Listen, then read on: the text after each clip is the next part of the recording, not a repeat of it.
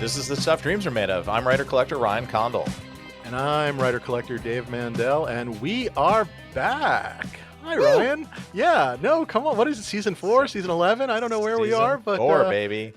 So exciting. I am very excited to be back. It has been so wonderful, actually, getting annoyed. I'm on the edge of being annoyed by people going, when are you guys going to start recording again? Which is a good thing. It's a good thing. But it was really fun, this sort of, I don't know, a little bit of this summer and going down to like San Diego Comic-Con and to a couple of like the prop store auction and stuff.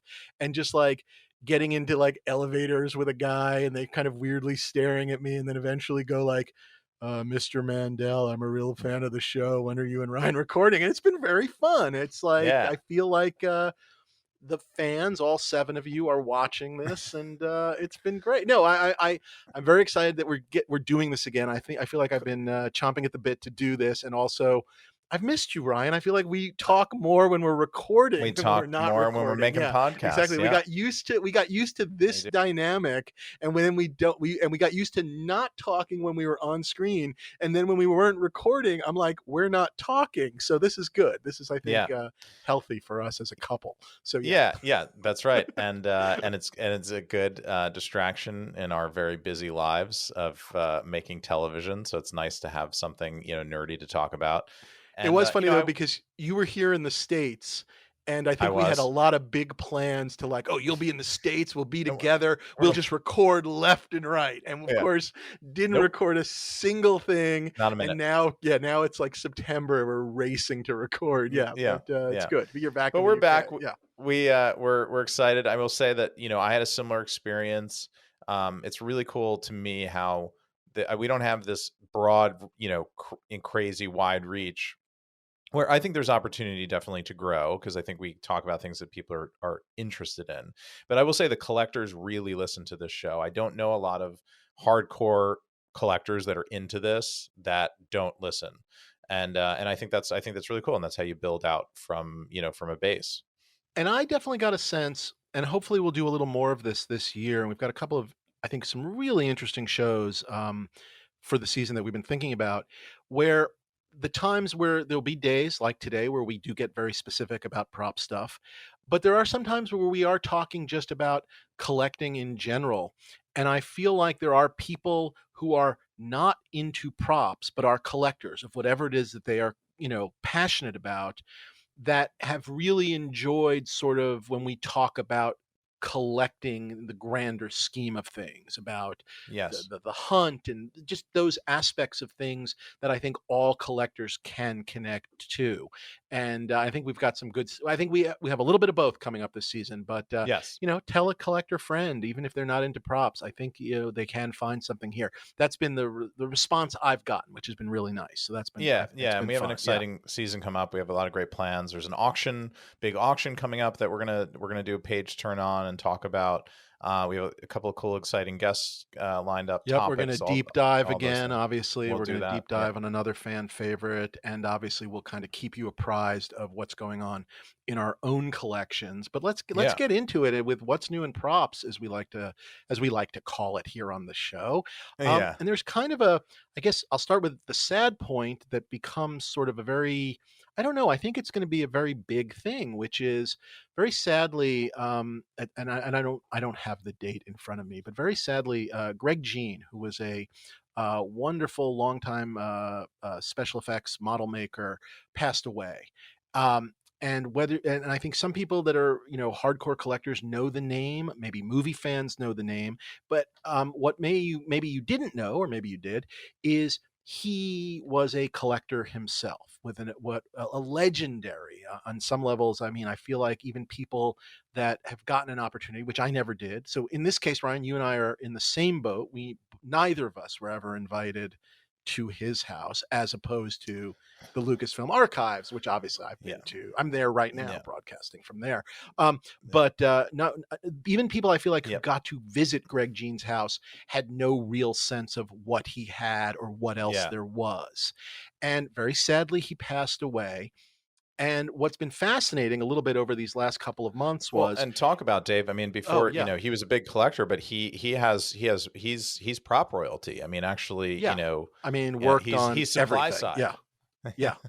I mean, I mean, the Star Trek stuff he worked. I Original mean, just series. yeah, original series. I Hmm. mean, it feels like if you're reading a book about any sort of like, movie making in the 70s, 80s into the 90s, at some point or another, Greg Jean's name pops up of having worked on it. I think at some point or another, even on like some of the things I worked on years ago, like I think like even like the Grinch or stuff, he was involved at some point in looking, either designing something or just an Yeah. incredible career of Prop just maker, model yeah, maker. Yeah, yeah. he did all, and he was a collector because I think he loved the artistry of it, and I think was fascinated by it and held on to it and held on to things that he made and also held on to things that other people made that Yeah. he was inspired by. And he was a fan. He was a fan of shows. I mean, he Yeah. loved, like, I think that a lot of those big 60s shows, like the original Star Trek, I think Lost in Space, the old Batman, the Adam West show. I mean, again, these are I mean, it's a lot of it's rumors, but some of it's confirmed that he just had wonderful representations. And in some cases, some of the only things from those shows that we know about. And so, again, very sadly, he passed away, and we're sorry for his family and all of that kind of stuff. But it did create this sort of interesting situation in sort of phases, where first phase was what's going to happen to the collection, which is a very natural and Right. unfortunately normal thing. What's going to happen to this collection? And then as the Like rumors when go, you killed Paul Allen. yes, exactly. And by the way, Paul Allen's selling all his art, I but know. no mention of the props, which Right. still remain Yeah. curious about. Yeah. Um, His but his like fine art, his like Monets like he's there's going to be selling. like a huge, like, I think it's it's like it's Sotheby's or Christie's, but there was a New York Times article on his art, and his art is incredible. And it is that kind of thing of like, I'm so thrilled that Paul Allen did buy movie props and stuff. But if I were Paul Allen, I would have bought some of the art he bought. Like a guy that, like, you realized, oh, this guy had a Monet. You know what I Yeah. mean? Like they're like, and Yeah. not just a Monet. He had like one of like the I think it's like I don't know if it was the London Bridge, but it's like the British bridges in the mist, like just Impressionism 101. Like if Yeah. you're gonna be a billionaire, you should have a Monet. If you're gonna be a Yeah. billionaire, you should have a Van Gogh, and that's what he did. And that's to me, that's what I would be doing with my money, as opposed to buying Twitter or something like that. Oh So yeah. yeah, Yeah, but for sure, or but I still look at backing out of backing out of buying Twitter. buying Yes, Twitter. Yeah. exactly. Yeah. But I still look at all that stuff and I go, yeah, but I'd still just rather have the spinner. No, no, no, no, no, no. Monet. Come on. You wouldn't Monet. take a Monet over spin. I mean, don't get me wrong. I love props, but if I could, anybody who would like, any viewers of our show, anyone who would like to offer me an actual Van Gogh for everything in my collection, please contact me. I would do it Oh, in a second. okay. Literally everything in my collection for a Van Gogh I like, a Van Gogh I like, not the early potato eaters period, but I give it all up in a second for a Okay. Van Gogh to have on my wall. Like I would just the be Well, all end all. there Yeah. you go, So Monet, everybody. probably a Monet too. So any of our I will fans, be please let me know. forging a Van Gogh this weekend and phoning up Dave in a few weeks. But so back to this Greg Jean thing. So then, of course, it was a lot of discussion of rumors of, how does one Right. say it? Which auction house was going to get the collection? And nothing has, I guess, officially been said, but it seems like what was Profiles in History, which is now Heritage, who I believe, and again, this is all rumor, so I'm not basing this on any fact, but I feel comfortable saying it. I believe old guest of our show, Joe Maddalena, who was the owner of Profiles and now is a muckety muck at Heritage. I believe he had a relationship with Greg over the years. I think had Mhm. previously occasionally sold things and allowed and had Greg in to authenticate things. I believe they are the winners, I guess, of this derby. And I have seen some pictures of some things that are at like the Heritage office in Beverly Hills, some ships from the old V miniseries and Mhm. whatnot, and I think maybe even a Star Trek thing or two that look like what I think and have heard were part of his collection, and that's where it seems like it's going. And I do think this is going to be one of those. I don't know. We don't know anything. Are they selling it all at once? Are they breaking it up? Did they keep anything? The family? We don't know anything. But I think the possibility of what is in his collection and what could be up for sale in either one or multiple auctions, I do think will be a semi watershed moment. This will become one Mm-hmm. of the big auctions because it's the kind of stuff I think people will sell things in their collection to get things that were in his Mm-hmm. collection. So that creates market churn. You know what I Mm-hmm. mean? I also think it's an interesting thing because there are those 60 shows that he loved that maybe over the years have fallen a little out of favor with collectors, but yet these will be some of things no one's ever seen, again, things off bat belts and, various things from Batman and stuff like that no one's ever really seen that I think could be a bit of a paradigm changer in terms of like maybe a new interest in some of these six. Again, I'm not even talking prices and because we just who knows with prices. I just mean in terms of the stuff people are looking for, an opportunity where you go, I've never seen that. This is an opportunity to get something I've never been able to get, and I think that's I don't know, Yeah, more to come. But I mean, this I think it's huge. I guess, and it's I don't know how else to put it. I really do think it's going to be huge. yeah, yeah. I mean, there's no doubt about it, and I think the most kind of alluring thing about it, because nothing inspires a collector other than mystery, Sure. more than mystery, I should say.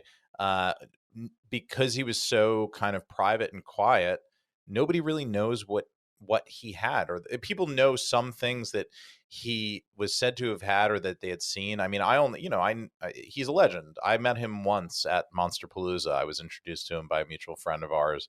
Very briefly, said hello, said what a fan I was, and he was a lovely guy.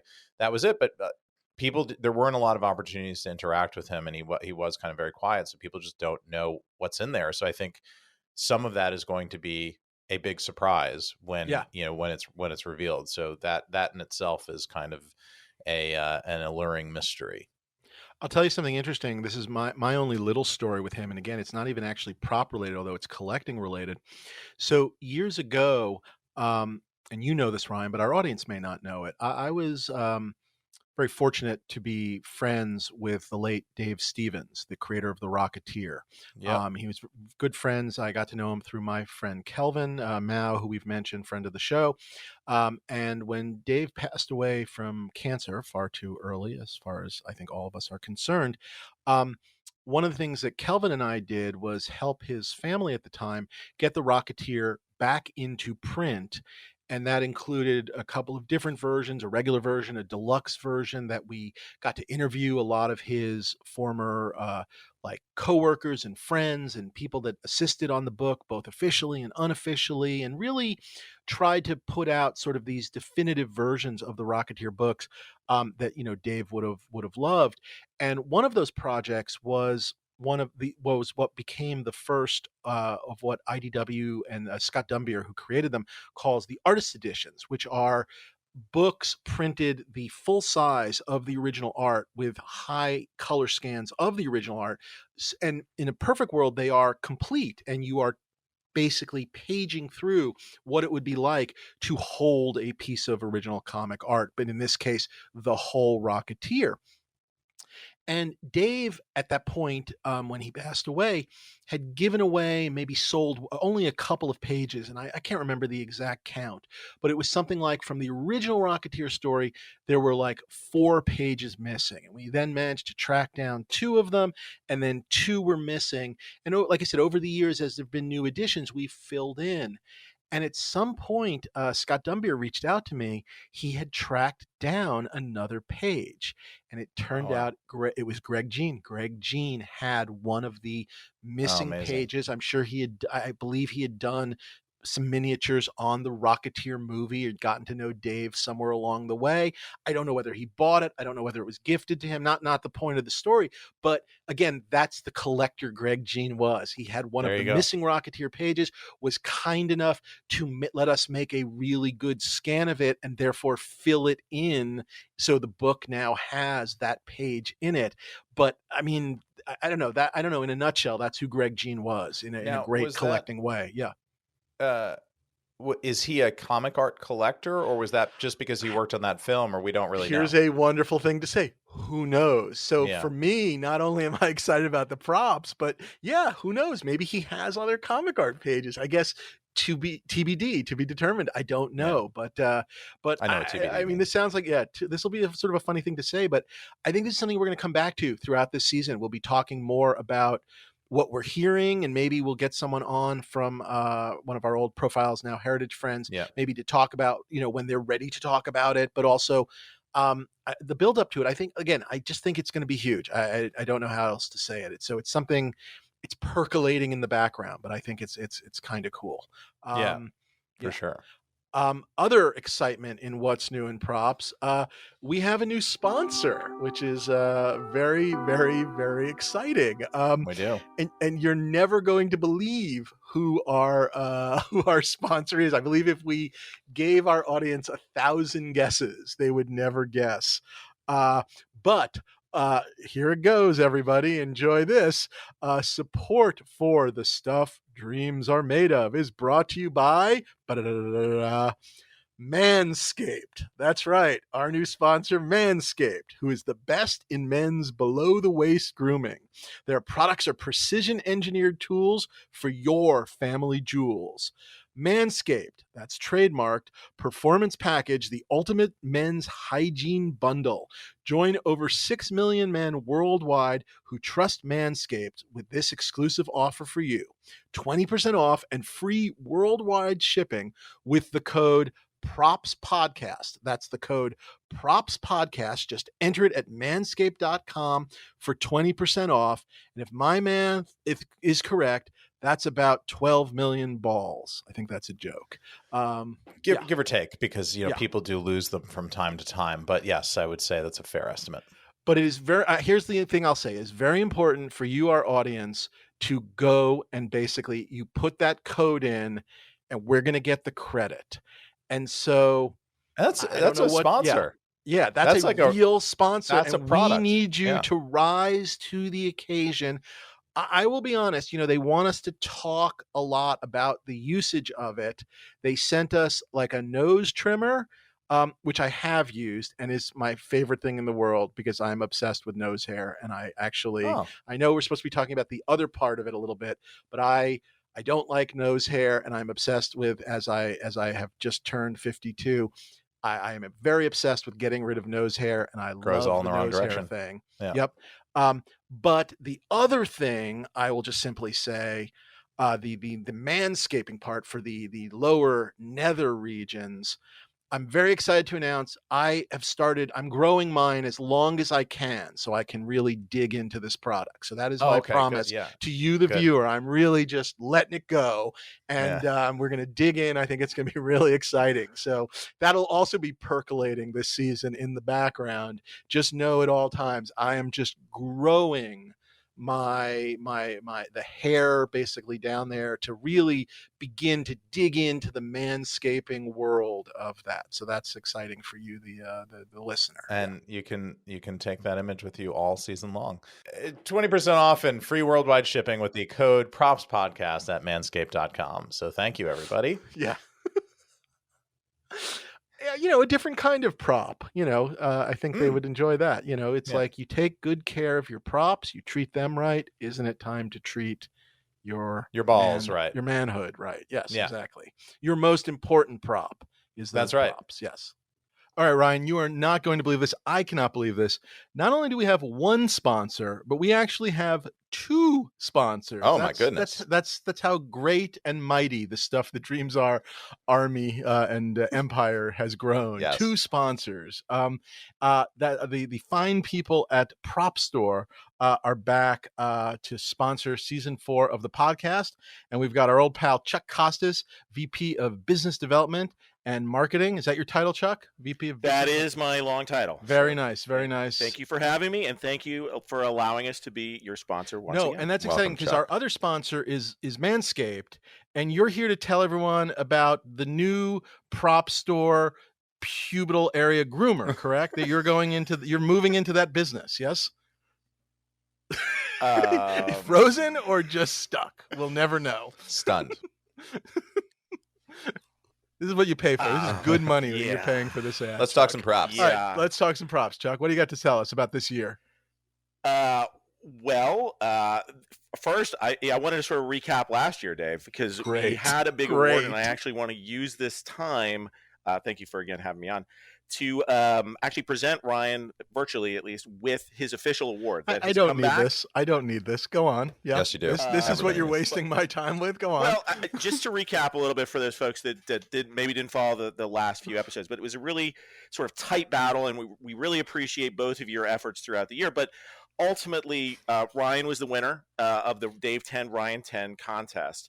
And Dave, I know you sort of wanted us to reveal the winner at the end and what the numbers were, and yours was a solid 553. Really solid. Yep. It was a solid 553. Well done, Dave. And then Ryan's was. And remind us, Ryan won with what? 554? Was that what he got? Like $1 more? It maybe a little. It was a marginal victory.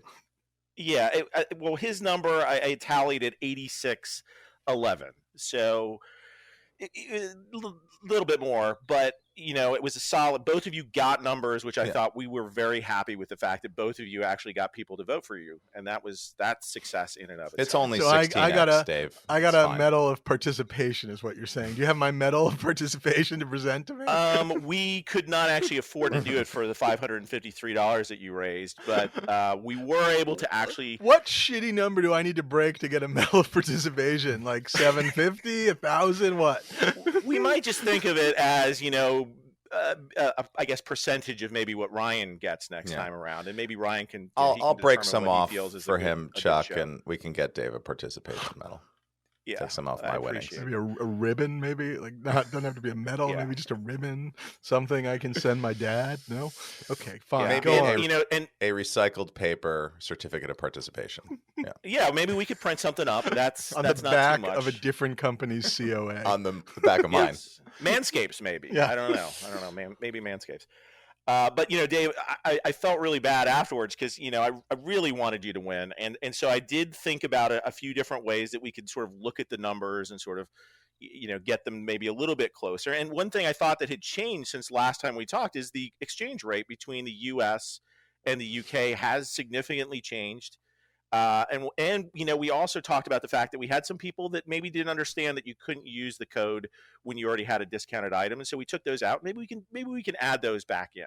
So you're saying my American fans who don't understand when you're allowed to use things. Okay, yes. So I looked at all those and I came up with some new numbers. And so the new numbers, I downgraded Ryan to 7,385. And then Dave, you went up to 3,215. So how does that sound? That's better. That's almost respectable. That's less than, still under 50%, but vaguely respectable. That, Dave. Yeah, I feel great.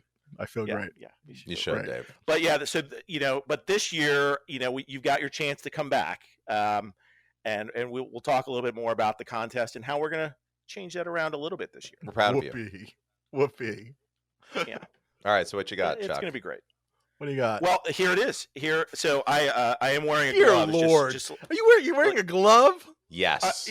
Fuck you and fuck your glove and fuck prop store. This is no. There was no mention of a crystal prop. That's better looking than my fucking Writers Guild award. I have a plaque that looks like I made it myself. That's so much better than anything I have. This is what we call the blue diamond. Notice how it does shine, Ryan. Yeah, look at that. Election fraud. Election fraud. I want. Didn't elect anybody. There were votes and money coming in from like Argentina and dead collectors, South American countries, and Chicago, the city of Chicago, like dead people buying props. This is bullshit. I need people that are like doing security on the prop store website. I want an audit. I want to check the numbers. This is bullshit. Fraud. I just want to say that I've been collecting for a long time, and this is the greatest thing that I've ever been given by Prop Store. I appreciate it. I want to recognize, first of all, the great logo. You notice this isn't a sticker. This is like actually engraved in here. The stuffed dreams are made of logo. $20,000 to reward you for $7,000. Yeah. Well, hey, it's Phil Noto. Let's give him credit for designing this stuff. Yeah. Dear Lord, Stuff Dreams Are Made my of. friend so we Phil put that Noto. in there. Fuck Phil Noto Notice too. It says favorite host presented to favorite Ryan host. Condal. No, that wasn't a favorite host contest. It was spend some money. No, I think that's clear, exactly what it was. That people were voting. They were showing their preference. At first, I thought Ryan might be getting votes because they maybe they felt sorry for Ryan. They thought he was a little bit of the underdog. You know how the underdog always gets the vote. But, Ryan's people were improperly moving around the area that the ballot boxes were kept. That's all I'll say. I think, maybe it's Ryan's ability to. Also... My lawyer, Rudy Giuliani, will be contacting you. That's all I'm going to say. The My Pillow guy is going to be vetoing Prop Store at pantsless. He's going to be pantsless this would kind of vetoing Prop Store. Rudy is at the Four Seasons right now preparing his case. He's at the Nine Seasons. Ryan, the Nine Seasons strip club. You are the embodiment of what we at Prop Store sort of see as an inspirational collector. I mean, look at how great your displays are in the background. I think people recognize how great how you keep things. You keep yourself very manscaped, as we were just talking about, and and the fact that you on and off drink camera whiskey, high end whiskey. People respect that. Dave drinks Diet Coke. There's nothing wrong with Diet Coke. I'm a gentleman. But, I think people respect that, and I think that's part of the reason that people may have voted Ryan 10 versus Dave 10. And I know how to accept the results of a vote as well, as is made clear by this podcast. As a gentleman, when I win, it was okay, and when I lose, there was fraud. I want to be really clear about that, and I'm consistent with that as a plan. Yeah. And I think it's that attitude, Dave, that it's a little bit of the negativity. I'm not saying that you're a bad host, but I think it might rub off a little bit on people. He's that the you're second being best a little host. negative as you lose. That maybe if you're a little bit more positive this season, you might you get some votes that way. I'm going to have my people chant "Let's go Brandon," only it will be about Brandon Allinger. That's all I'm saying. So yeah. Go ahead. Fine. Keep going with your award presentation. We all vote for Brandon. So Ryan, we want to thank you for being the very first Thanks so recipient much, of this award. Yeah, thank you, of Ryan. the Blue Diamond. There will be another one, and as I mentioned, Ryan, Dave will have his chance. And I think both of you guys, again, you both do a great job. We both love the show. We love the fact that you're bringing more people into the hobby, educating them about what to look for, what you like, what you don't like. But maybe, Dave, you can keep some of the opinions to yourself this time. But, I think this season, this is your chance to win, Dave. This is an opinion podcast. We wish you the best. We hope you – and, Ryan, you did a great job, and we hope you continue to do it. And let's just see where things go this season. Season 4. We are back with – is it Dave 10 and Ryan 10? May I suggest Dave 90 and Ryan 0.3 perhaps as codes? No? Dave 10, Ryan 10? I think we have to keep it even. Both at Dave 10 and Ryan 10, they both get you 10% off your Prop Store Buy Now order. So go on Prop Store right now. You go to the Buy It Now. Really quickly, I just want to say this out loud for everybody who maybe missed it the first time around. You go onto the new Prop Store website, which isn't that new anymore, but still very nice looking. You go to the Buy It Now. You click Browse All, or you can search by a specific movie. So I could go there right now, literally, and I could buy the Mummy annotated script, storyboards, and paperwork collection for £995, and I put in the Dave 10 code, and then I win. Yes, that would be how it works. Yes, if we called the contest after one person won. Yes. Well, if I am the first person, we should call it that. And I understand there is a twist this season on top of that. Yes. Yeah, I think I know we discussed this, and I think one thing that we wanted to do is give another listener out there the opportunity to participate and actually meet with you guys. And so for the very final episode that we're going to use our Prop Store time to allow you to invite one of the people that uses the code up on the show to talk to them. Maybe they can interview you. So anybody that basically uses either code will get an opportunity to go into a sort of raffle or contest. So the amount you spend doesn't matter. Although if you do multiple purchases, you get multiple entries. And the winner we will have on our final show of the year. And Ryan, I would like to interview you about your prop collection. What do you collect? Tell us about your favorite pieces. tell us all about you, how you got into collecting. We're going to interview you, and it'll be just a whole to-do and whatnot. All right, that'll be very, very cool. As long as you put in when you buy something, and again, we'll figure it out after 10 episodes, you get 10% discount when you put in either of the code Dave10 or Dave10. And while you're visiting propstore.com, check out all the details on Prop Store's November 3rd through 6th entertainment memorabilia London live auction that was recently announced that we'll also be talking about on the show soon. The auction features over 1,500 lots and introduces a selection of 175 music treasures on day 2, including a selection of major memorabilia, including Noel Gallagher from Oasis's Silver Sparkle Les Paul, David Bowie's Major Tom spacesuit from the Ashes to Ashes music video. Prop Store is excited to bring this new area of entertainment collecting to fans. Full catalog of props, costumes, and music memorabilia is now available for bidding.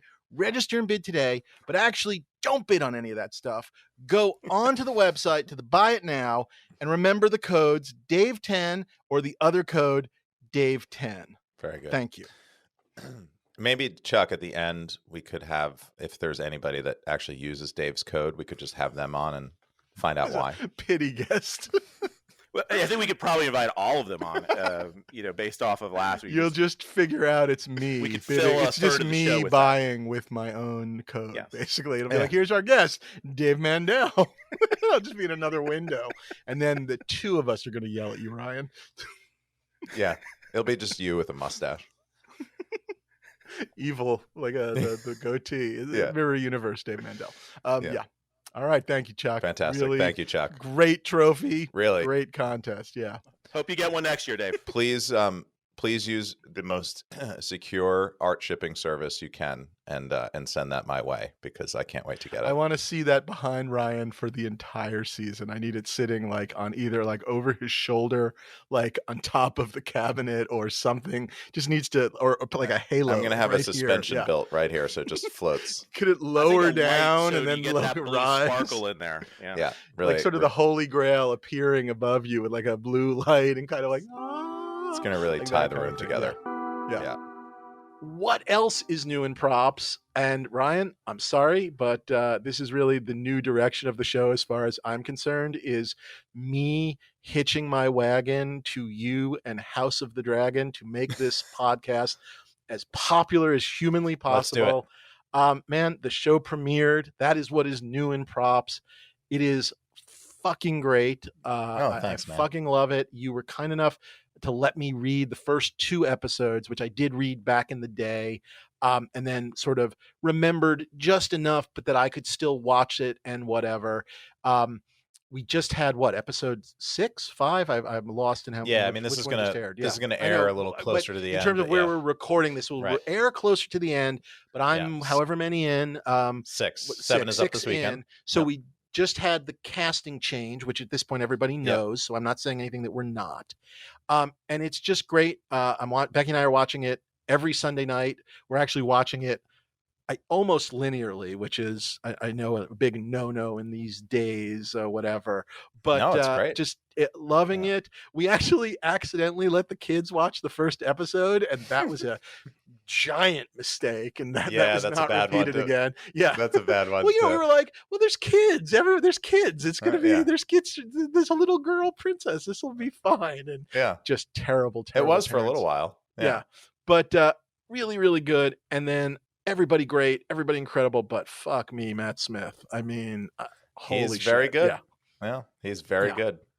I love his helmet so much. So let me start there. I love his helmet. Oh, yeah. So what's new in props?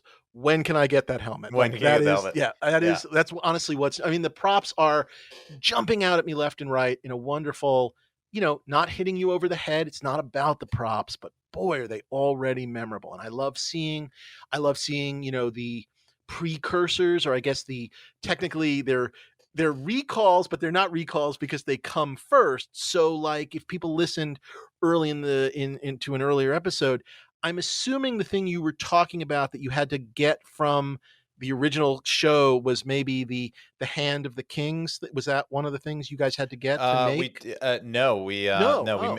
made our own. We made our own for that. Oh, I guessed wrong then. Okay, that was my own guess. We just figured okay. enough time had passed. It was that it changed enough. bridge. Oh, yeah, we looked at it. I wondered. Okay. No, the thing we had to borrow was the cat's paw dagger, the Viserys's dagger. Yeah, very cool. Yeah, it's just been great, really fun, and I just honestly think if 1/100th of the audience tunes into this show, we've got it made. We will not have to. I mean, sure, manscaping will be gravy at that point, but believe me, we won't have to worry about that. Would be great. Yeah, I mean, and we can talk about all sorts of stuff now that the show is aired and props, and I think we will do that over the course of the season. But tonight we have really exciting. I'm really excited to talk to this guy because he's fascinating and interesting. But it's also perfect. I mean, prop wise, it's kind of perfect. Completely perfect. You can't watch those shows without thinking about the two swords, the Valyrian Steel. I mean, there's just no other way of saying it. So yeah, and anybody that's listened to the show knows my particular affinity for swords, and this was something that I had a not a hand in because I can't build anything to save my life, but I had an eye in and a mind in on many of the things we built for the show.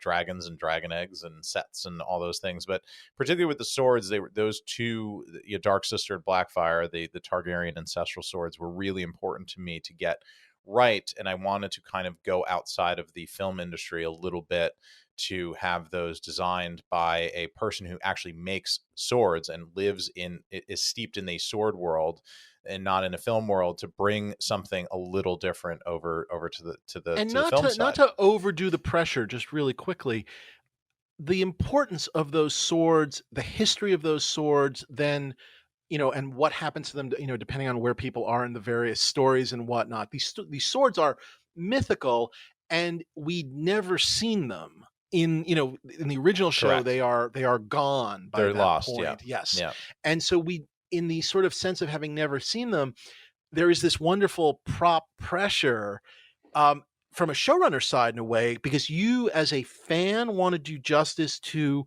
like the fan of George's work that you are.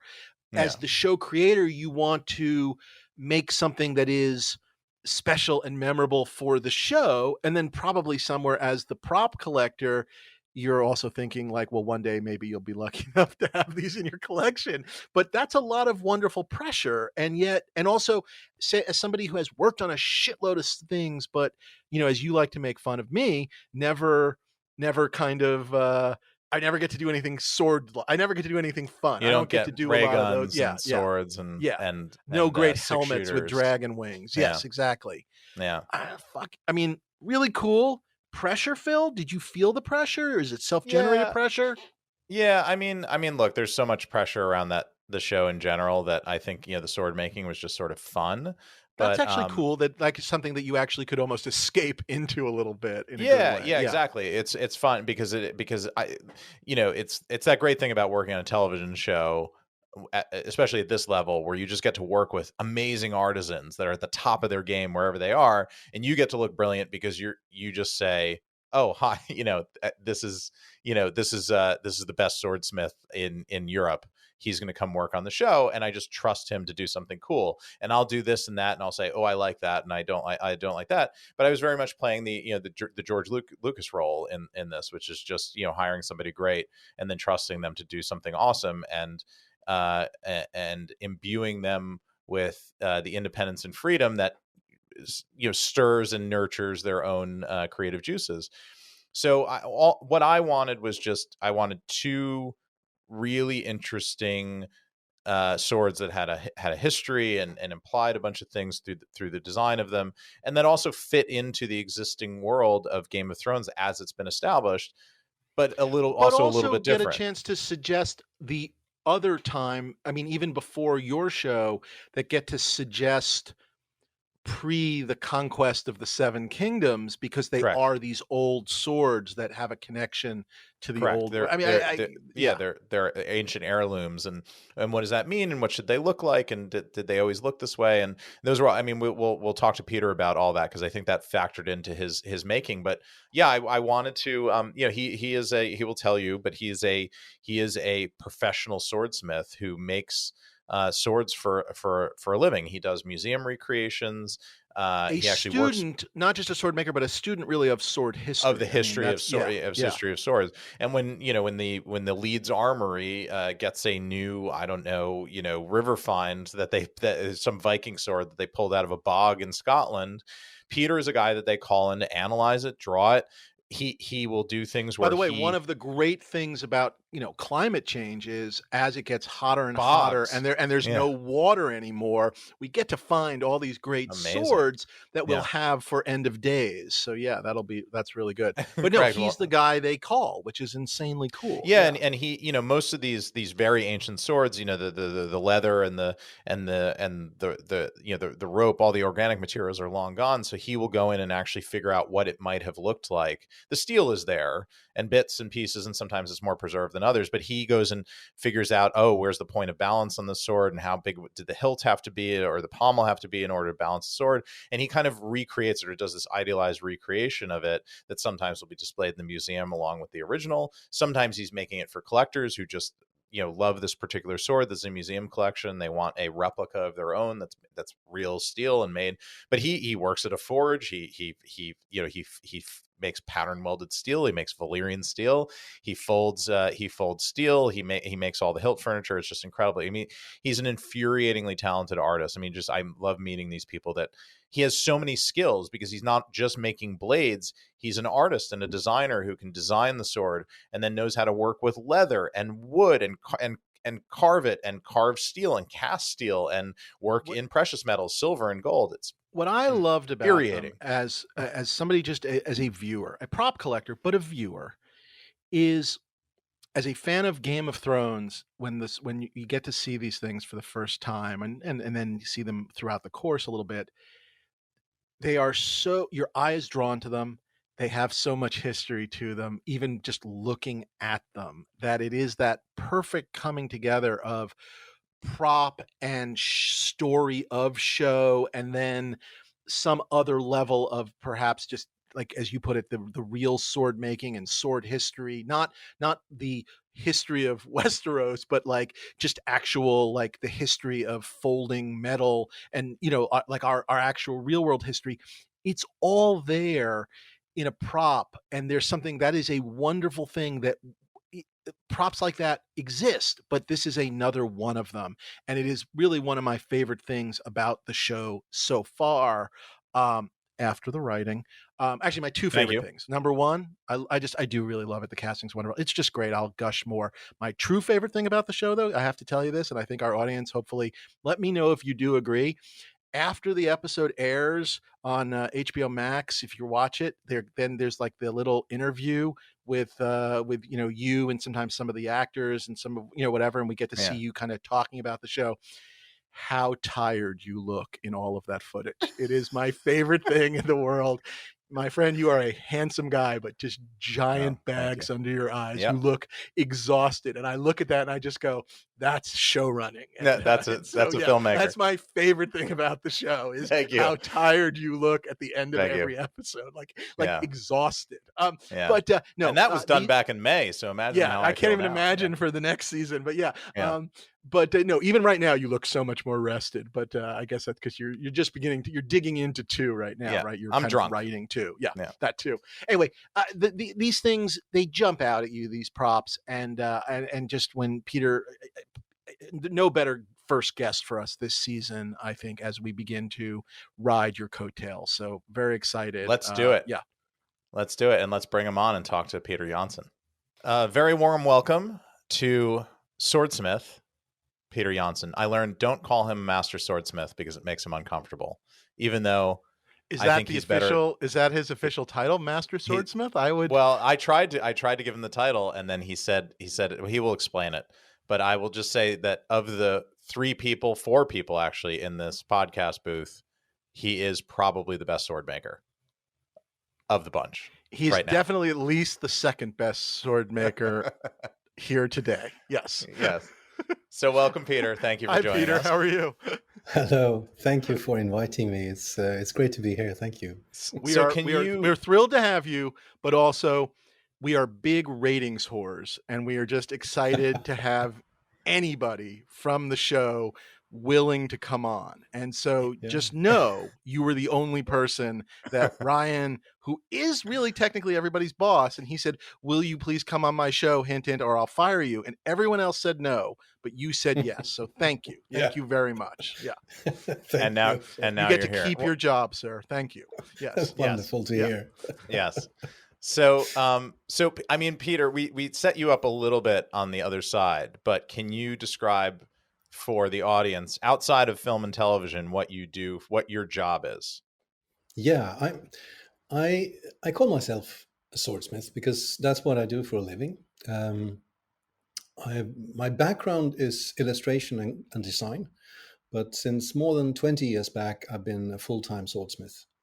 And this whole thing with the master title, it's a bit difficult to relate to because, you tend to look at yourself as a lifelong student of the sword because that's really what you need to do to learn to how to become a swordsmith. That is exactly what a master would say. Okay, that's good. Notch that. No. So what I do regularly when I'm not having the exciting prospect of making swords for a magical king and his family, I make either reconstructions of finds or studies of historical swords, mostly for private collectors, sometimes for museums. I'm also a designer of swords for a small company in Wisconsin called Albion Swords. Oh, designed more than 100 models for them over the past 20 years. And when you're designing a sword like that, if I can ask, is that something where you're kind of drawing them and then submitting designs and then they approve a design and then you make it? Or will you kind of do the whole thing to be able to show, here's the sword? Do you know what I mean? Like, or is it more on paper? No, it's a rather involved process, actually. Over the years, I've visited the shop in Wisconsin many, many times. And now they're up and running, so I don't visit as often. But it involves making drawings and making 3D models that are then you make molds of them. And that's not very different from making some props for films, actually. Wow. It's only that the blades are made in steel, they are heat treated, and they are sharpened. And at Albion's workshop, most of everything after the blade is milled out is handwork. So it's really like an old style manufacture with a small workshop of half a dozen people who are really skilled at making these things. But everything is then based on my research, my study trips to museums over Europe and in the New World as well.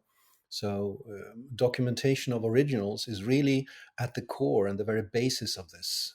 Putting on your white cotton gloves and going to the storerooms and very gingerly taking out original swords from 500 to 1500 years ago and tracing them and taking measurements. Wow. That is crucial. That's crucial. That knowledge is absolutely crucial to be able to make justice of these things. And to understand how they were made. They were made and how they work, the way they're weighted, why they would be away. Yeah. So when you then, let's now jump into the sort of the movie world, and I'd actually love to hear how you first came into the movie world, but we'll come back to that in 3 seconds. What I was going to say is, so when you are now making swords for a show like House of the Dragon, or any show, but certainly for House of the Dragon, you are getting to both bring your knowledge as a creative person, but you're getting to also bring that historical knowledge of like sort of, what's the word I'm looking for? Like favorite pieces of other swords you've seen in the world and kind of not glue it together, but like, oh, this would be something from this sword or this is something from that sword.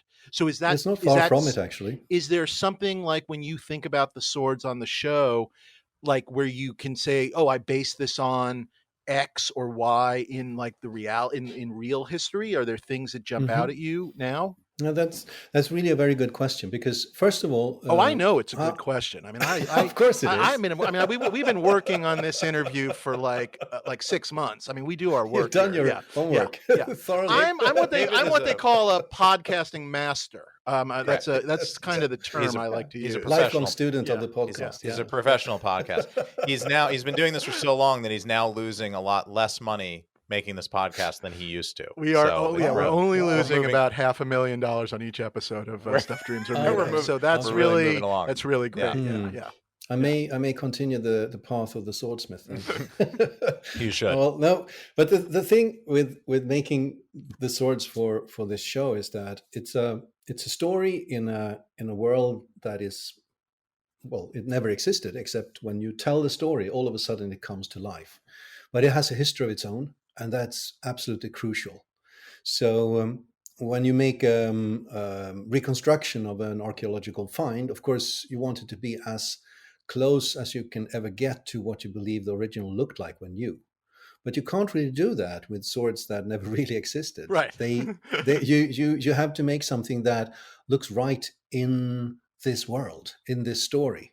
So in this story, where to some extent some of these swords, though, date back to the 300 years, not to get all Game of Thronesy, but like they all go, some of these swords go back to Aegon the Conqueror, and even back to the old world. Yes, they brought them with them, the Valyrian Steel. So there's a history that is in the show that isn't that, you almost have to make up that thousands of years of history, which must be kind of daunting, but also interesting. Yeah. And we talked we talked a good bit about that, right, Peter? We talked about we did. I think that was one of the first things we discussed, like what is the idea of history, and what is the specific history of these swords. And I think one of the important themes of this story is that it's a kind, almost like the world of J.R. Tolkien's, like it's a backwards history. The further back you go, the more glorious and awe-inspiring things were. And as time progresses, it's sort of, the world wears down. It goes into some kind of, cold winter, and everything slowly dies down and goes really bad. So it's a very pessimistic view of what history is. And I think the swords, of course, needs to reflect that. The earlier, the ancient swords were much more glorious and awe-inspiring than the things that are available today. And these two swords, they have been re-hilted perhaps several times during their history. The main thing with them is the blade. That's the important part of the sword. So as we discussed this, Ryan, we said, okay, these blades, they are ancient family blades, but at some time they have been re-hilted, and probably by the taking of the kingdoms, of the establishing in a new part of the world, perhaps also taking on the new religion. So these swords that have a much older history, they should also reflect something of their more recent history, and that's why you have the seven-pointed star and the sevenfold symmetry being an important element in the design. Yeah. So are you guys okay if we talk about a couple, like, can we get specific on like a couple of the swords? So let's talk about, I guess, should we start? I mean, in your guys' mind, let's start there, because obviously we have you, Ryan, and you, Peter, and who's going to know this better? What do you think? What's the most important sword in the show, do you think? Is there a most important, or the two most important? Is that the better way of putting it? Was that how you would word it? Are we allowed to say that? What are we? Yeah, I mean, it's allowed to say. Yeah, it's definitely these two. It's definitely Blackfyre and Dark Sister, and I think in the overall history of this universe, Blackfyre is definitely the it's the Excalibur of this world. It was the sword that Aegon the Conqueror used in the conquest of Westeros. Before him, it was a very important sword in the Targaryen lineage, and then it goes on to actually become a sword that down the road there's a war fought about 100 years from now called the Blackfyre Rebellions, where a Targaryen king shows preference for his bastard son over his natural born son, and actually breaks tradition by giving the bastard son Blackfyre. And then of course a war breaks out, And by the way, just FYI, that's a season 12 spoiler. Everybody. That's right. Season 12 spoiler. That's right. Yes. That would be in Fire and Blood Volume 2, which because George never writes anything in one book in one volume. that would come coming there. Soon. So coming soon. So that sword will, I think, over the course of history, will play a big important role in our particular show. I think certainly in this season, Dark Sister, Daemon's sword, is really the one that gets all the action because Blackfyre is really a ceremonial piece in this show at the moment, whereas Dark Sister is the one that Daemon uses to wreak havoc, conquer the Stepstones, and generally inspire fear in the hearts of his enemies. And so, jumping to what you were talking about, the stars, the seven, that's the sept, right? The religion. Yeah. And so that is something. Is that on both hilts when you talk? Is that where you? Is it no? Where does that play in the world? Yeah, Sorry, yeah. Because we're talking about magical swords here, so I wanted to use some of my knowledge of real magical swords and impart that on these film swords as well, because they really need to sort of look their part. And one of the things that is striking with high medieval swords, if you take a look at them, is that they have this overall rather simple shape, but there is something to their proportions that is really striking and it grabs you. And when you look closely at it and analyze how these parts relate to each other in their proportion to each other, you can see that they follow some certain structures. You can actually lay them out in a series of interlocked circles and define their proportions with the help of inscribed circles, inscribed squares, and triangles. And of course, back in the day, when this was how you made anything that was important, from the cathedral to a book or a sculpture or a painting, you laid it out with the help of geometry. And my hypothesis is that swords were made exactly the same way because they fulfill a certain purpose. They need to arm the Christian knight, and he fulfills like a holy task in this world, bloody but holy. So it's a way to make sort of impart the magical aspects of reality into physical form by using specific proportions and geometry.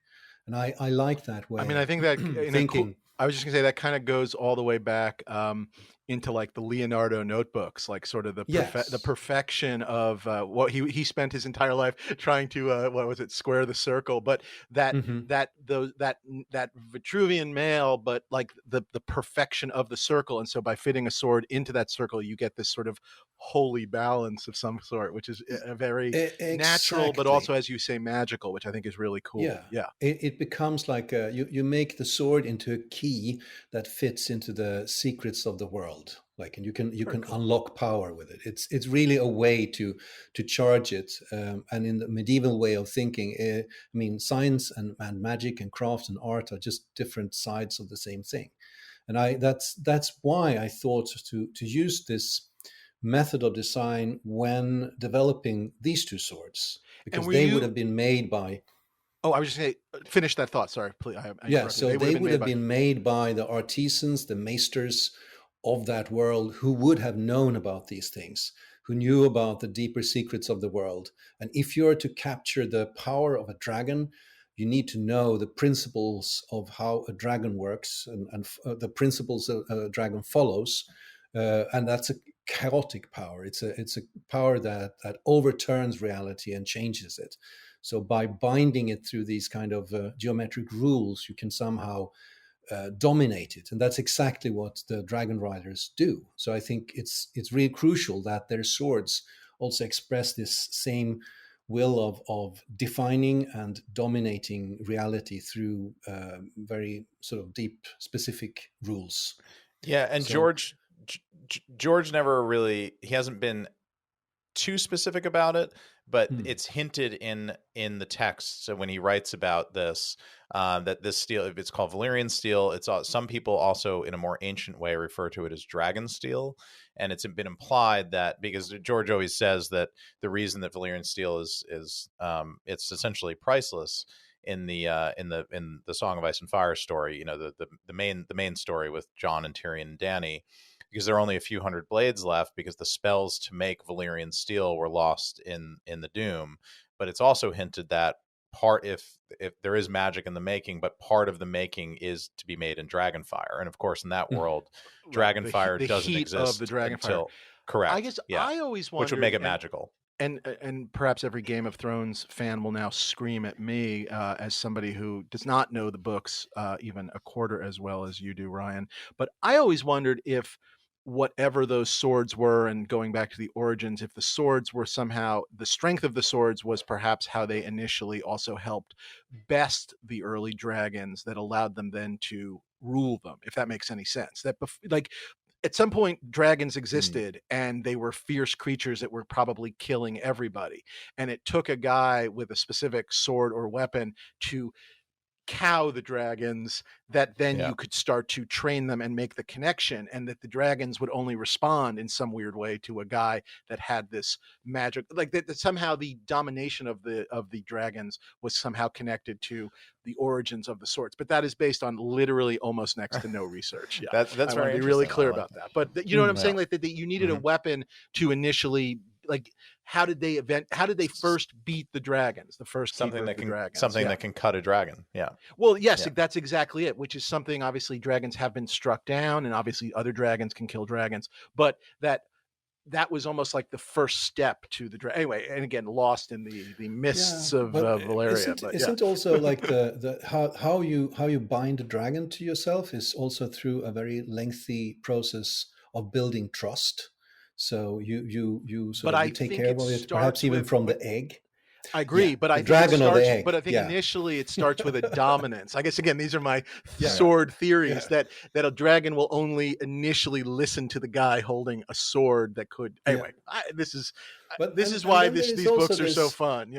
Yeah, you can interpret them in many ways, and I mean, since the steel is forged in the heat of Dragonfire, it is also a way of letting a person in his hand or her hand wield the power of the dragon. It's the blade is like a frozen flame after all. So that symbolism is really, really close. So you can see how the steel forged in Dragonfire, then it's a natural thing for a dragon rider to have such a sword, because that's the only way you as a person sort of can sort of project that kind of power through the steel, which is humans, we dominate the world through changing it physically. So we make a steel that imparts some of the characteristics of Dragonfire somehow. Did you design the power of ice and fire together? There you go. Yeah. Yes, exactly. Did you design the two swords together at the same time? Meaning, were you trying to create a relation between the two swords? Okay, so the design process happened at the same time. So there is the geometry for these swords is actually very specific. It's the same geometric layout basically for both of them, and if you imagine the hilt of the sword is inscribed in a circle, and inside that circle you have a 7-pointed star, and the various points of that 7-pointed star defines all the important elements of the design, like guard width and blade width and the size of the pommel and everything like that. So if you have a visual version of this talk, you can show those images, and people will see how geometry really rules the shape and the proportions of these swords, and thereby sort of imparting some of the also, of course, the domination of the 7 gods in these swords. It's the combination of the dragons and the 7 gods. Right. And for those that are not, perhaps people that are into the show but maybe aren't digging into the whole history, that's because when Aegon and then created sort of this family of rule, he sort of wanted the approval of the church to some extent. Basically, is that the easiest way of explaining it, Ryan? Am I saying this all correctly? Yeah, I mean, it's basically they kind of they joined in and kind of wanted, obviously, the support of they did not initially worship the seven gods, but basically decided that they would, and that eventually got the approval of their marrying brothers and sisters and whatnot, and that all very is very part of very the smartly, backstory. as did the Romans. The Romans embraced Christianity as a way of saying, oh, we're just like all of you guys, and we can welcome all religions, and I think Aegon went through a similar process, because there were gods in Valyria, but essentially, the Targaryens themselves, the dragons are the gods, and thus the people who ride the dragons are the gods. So the gods for them are present on Earth, so they don't see the need to deal in the higher mysteries. But they did embrace them and keep the seven in a way. Like Aegon had the Grand Sept commissioned, which is the big sept that sits in the middle of the city, as a way of saying, oh, we are going to integrate with you. They started dressing like them. They built a castle that looked more like a Westerosi castle in the Red Keep than looked like Dragonstone, like something built in old Valyria. So it's all that, just any kind of foreign king coming to a place would do some level of integration as a way of making the people think, oh, we're just we're just one of you. Well, I love that that's built into the sword, that's something that they would have changed, so that when they are pulling out that, as we said, magical weapon, their version of an Excalibur, that the seven is there on that, which is like and as you put it, not something that was there originally, but something that would have been added after he became king. He would have re-hilted it or something. Maybe he added that hilt as part of the pommel as part of the conquest, after he conquered them. I mean, famously there was there's mention of a great ruby that was somewhere in built into the sword, and maybe the original pommel got damaged in the fighting and the conquests, and then he had to replace it, so he decided to do this thing that subtly embraced the modern religion. We don't really know. I actually think it's more than subtle. I actually think it's a brilliant, I mean, on some level it is a brilliant tactical thing to basically bring the religion of the seven kingdoms into my sword, that is also sort of the source of my I am the king because I hold this sword. Yes, exactly. Yeah. Which I think is a wonderful, I think it's a really, really smart tie-in. What else is in that? Oh, sorry. Go ahead, Peter. Sorry. Yeah, I mean, Viserys, he uses Blackfyre as a scepter. When he is in his official role as a king, and really in the show so far that what I've seen, only when he is in his official role as a king, then it is when he is carrying the sword. And very obviously it's the ancient blade of this family, but it's been re-hilted in connection with these kingdoms, with the new rule. So it's really a joining of the new and the old, and it's the two kinds of power, both the seven gods and the power of the dragon through the blade. So in that way it's a very potent symbol, as is fitting for a sword for a king. I think there's something also really interesting about, as you put it, the ceremonial nature of the sword as we've seen it so far. And of course, the sort of, what's the word, screenwriting 101, the ticking clock of hoping and waiting to see it being used as a sword. You know what I mean? Like that so far it's become, because Viserys is an older, sickly kind of, I don't know what the word is, fill-in king, not necessarily fill-in, but not very much sort of a, I don't know what he's carrying on the legacy. Yes, exactly. Not a king in the real sense we like to think of our kings. That the sword in his hands, he's not ever conquering anybody. He's not really beating anybody down. He's trying to just kind of keep it going.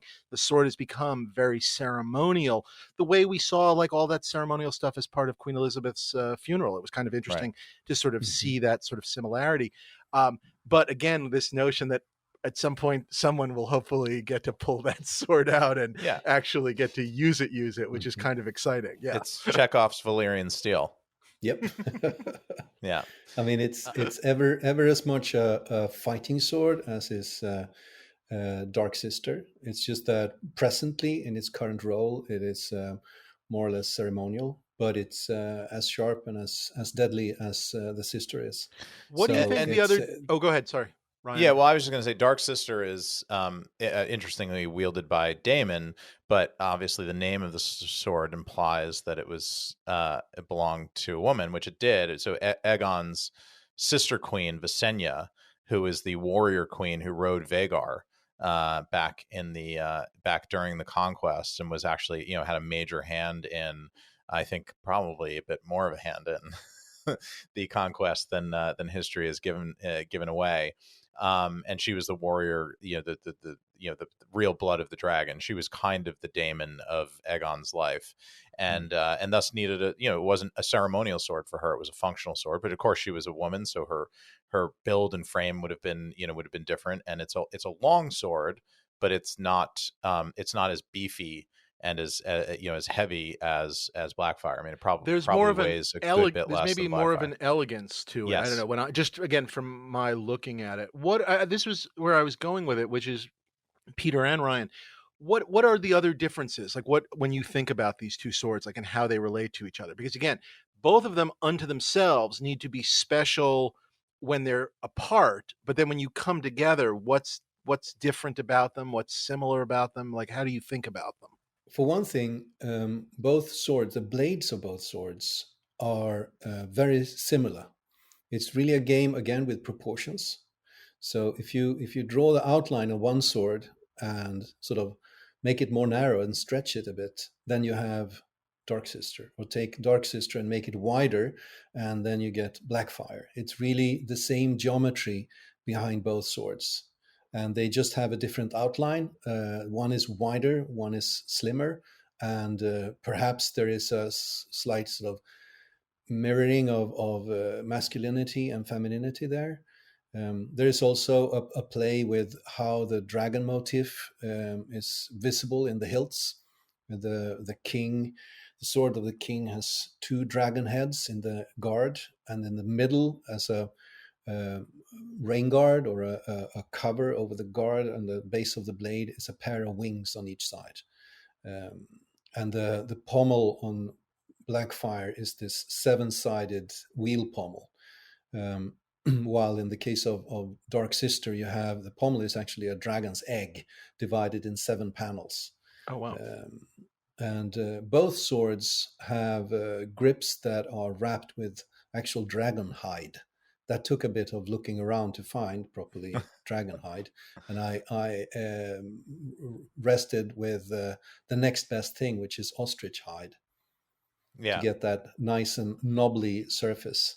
Yeah, I could have gotten you. I could have gotten you dragon hide. I've got a guy. I have a guy in Prague. Yeah, a guy in Prague. I know. I could have gotten it for you, but no, ostrich is good too. Yeah, it makes purses for Fendi. Apart from actually having to resort to ostrich hide, the joy of making these swords was that I was through Ryan was given the opportunity to make 2 proper swords. They are not, I mean, honed as sharp as they should be when in use. That's the only sort of compromise otherwise, but they are made with steel with the proper hardness and the proper weight and balance.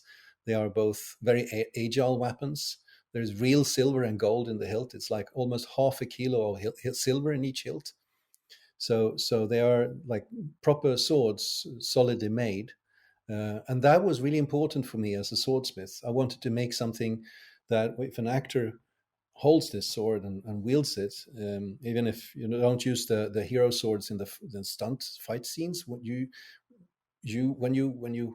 have this sword in your hand, it should impart a sense of power and give you this sense of acute balance. This sort of this is very purposeful. This follows my will. There is no sort of dull inertia in this thing. It's quick, it's precise. I can do lightning speed attacks with this one. It will cut dependently when I want to. So I wanted to give them a dangerous feel, just like a proper sword should feel when you hold it.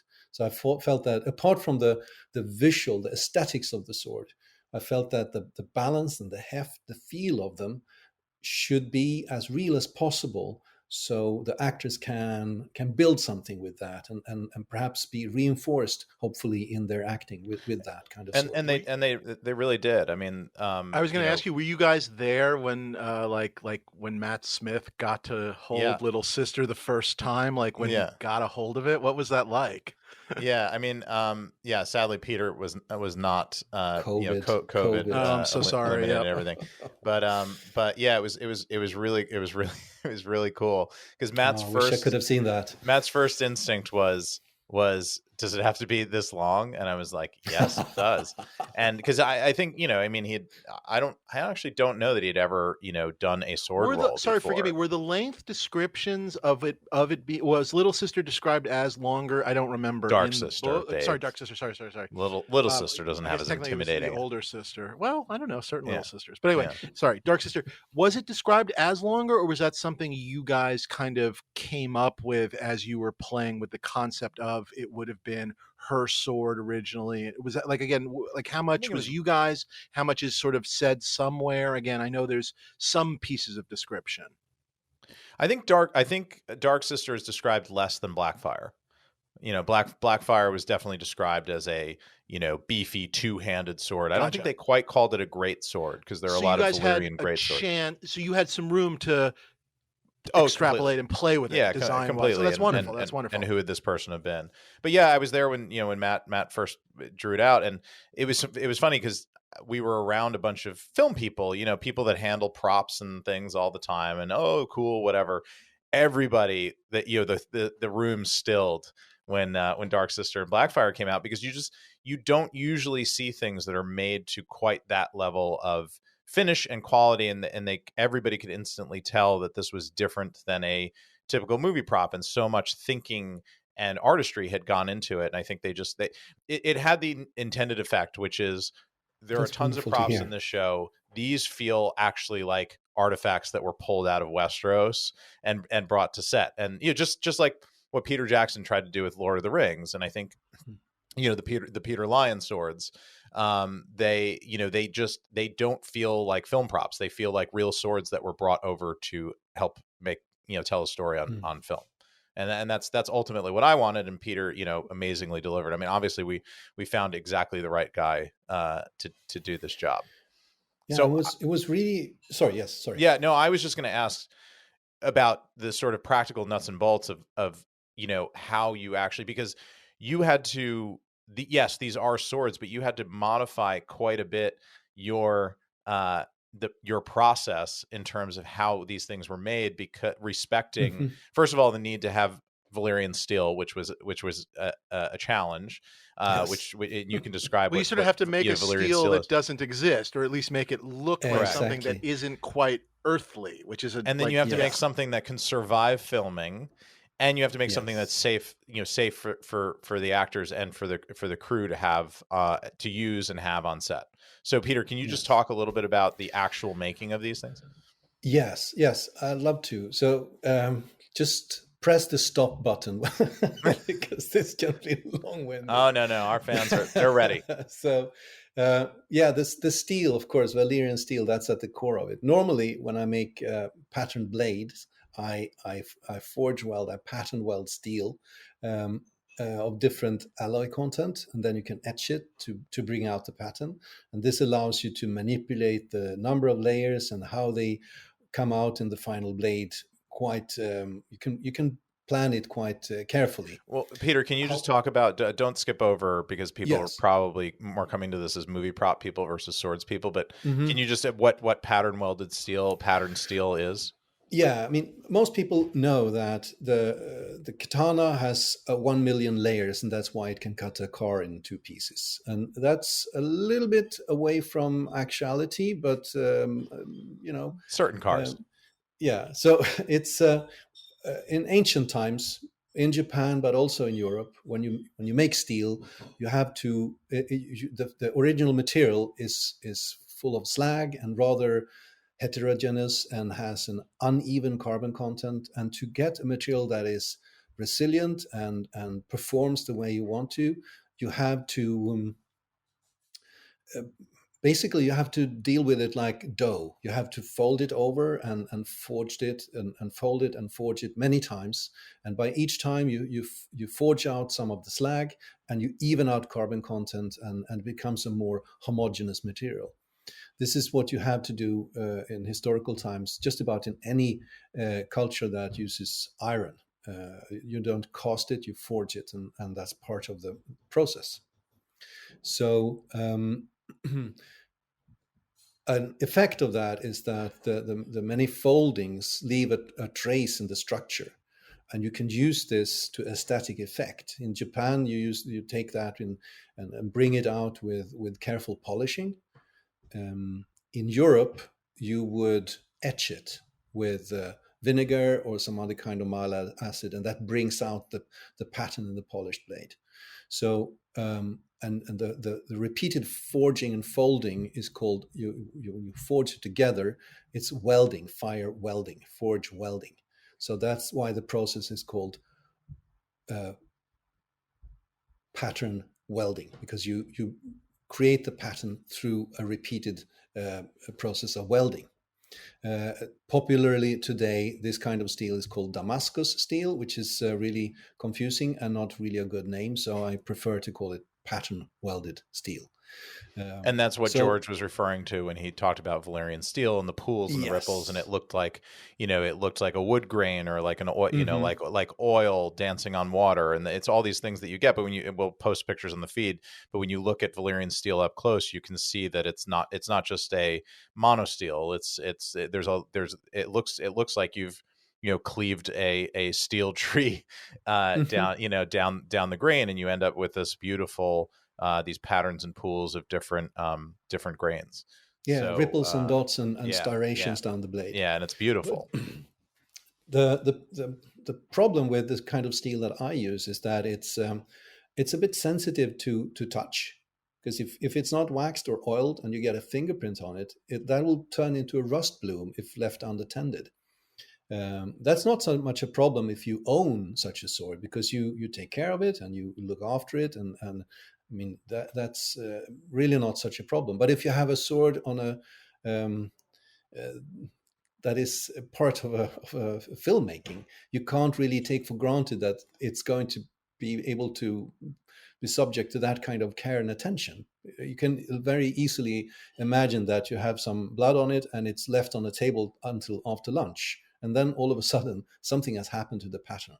And you really don't want that. So it was important that these specific blades, they had to be stainless to avoid any kind of damage like that. So they had to be stainless, but almost look like they weren't stainless. So you sort of need it, right, to some extent? Yeah.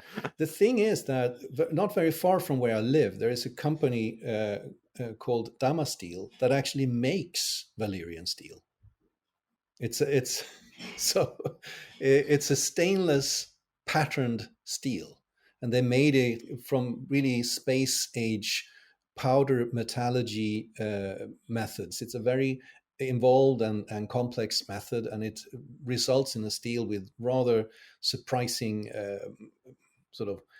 it's very tough. It's really a super steel. It's really nice. Does George know this? Because he might be able to sue Ryan. I think you might be able to. You might have a case. The only thing is that I know they don't call it Valyrian steel. Well, so they better not. That's exactly. That's how they get away with it. Patent. He doesn't know about he doesn't know about the dragon they have in the back. They do have dragons in their basement. Yeah, that's the only way you can reach these kind of temperatures. So, but you would never have said that. But you would never make a real sword, a combat sword, out of stainless steel, right? Because stainless steel is naturally more brittle, right, or has potential to break. The thing is, with this steel, I think you could do it, because it's really a very, very good steel. The problem is that it's also very tough to forge. So the steels I normally use, I have a 100 kilo air hammer to be able to move these kind of billets. They start out like a decimeter square and 3 decimeter long. That's quite a billet of steel, and you don't forge that kind of steel by hand with a hand hammer. You need to have a power hammer of some sort. And in the old days, you had water powered hammers, or like a team of sledgehammer workers who could move that kind of material. But today, as a single smith, you have a power hammer. But even my 100 kilo trusty Bichet power air hammer, it only almost just bounced on this kind of stainless steel. It's pathetic. It just doesn't want to move. Even when glowing bright yellow, it's still really resistant to plastic deformation under the hammer. So if you have this kind of steel, you need to have the really powerful hammers and presses. So I talked to Damasteel and asked if I could pretty please use their hammers. So, and please their dragons to heat the steel as well. So the forging of these blades, it was really done in the mountain of doom, actually, and sort of in the bowel of this industry. And it's, let me tell you, it's a different thing to forge. Bad crossover, Peter. I was about to say, I know. We don't know what you're talking about. That doesn't exist. No. That's a different network. Different network. I need to leave this. Yeah. So you can say it was forged in the basement of the offices of the Succession family. You can say anything HBO related, but there's no mountain of doom. I'll bear that in mind. He put his very best White House plumbers on the job, Dave. So when they normally work with this steel, they put like a meter plus 1.5 meter length of this steel into a furnace, and they process the whole length at once. Normally in a swordsmith, you heat about 2 decimeter at a time and forge that part, and then you go to the other, you move down the blade that way. Because once steel is at temperature and you hit it with a hammer, it's sort of like a semi-cooked noodle. It's not stiff anymore.